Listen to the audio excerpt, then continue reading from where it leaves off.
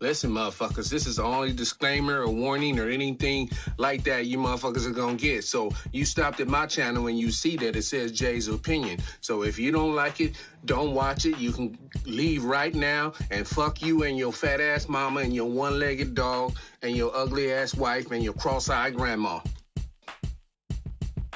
It says woman claims Apple Pay on a date is a major red flag and a grown man should only carry what?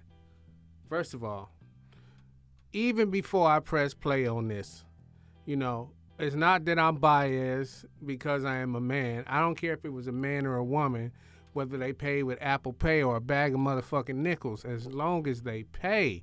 I'm going to say that part, as long as they pay. So there's got to be some broke bitches that are going to say something like this because y'all don't understand hustle. Y'all don't understand life. So let me hear, though. Ever think that I'm going out with you and then you pull out Apple Pay to pay for our bill, to tap your card, you're over with. You're dumb. You're crazy. This is the last time you will ever see from me or hear from me, motherfucker. And that's a bad thing? I mean, let's unpack this. Ladies, if you not in your feelings, let me repeat this. If you don't get in your feelings, then you will find that what I say has a lot of validity in it, right? Do you want that man? First of all, let me switch this around and say it in a way that your brain can understand it. Not that there's an issue with the woman brain, but I'm saying I'm trying to flip it around to a little more relatable topic. Say you get a man that you built from the ground motherfucking up. That you built from the ground. He was wearing dirty t-shirt and dirty shoes before you supplied him with new ones, right?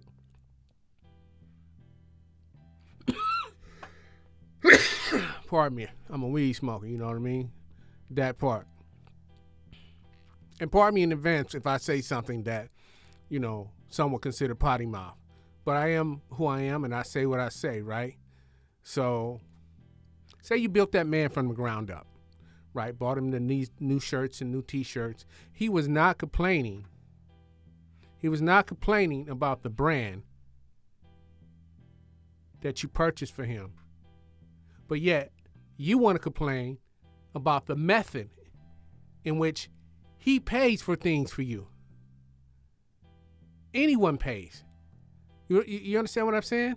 We're not complaining about, these money objects, these money things, or how things are paid for. We don't pick things like that to create a problem and say there's a deal breaker. No, the deal breakers is when you say, hey, no, all of a sudden, I don't do no oral copulation anymore. Let me be careful with my words.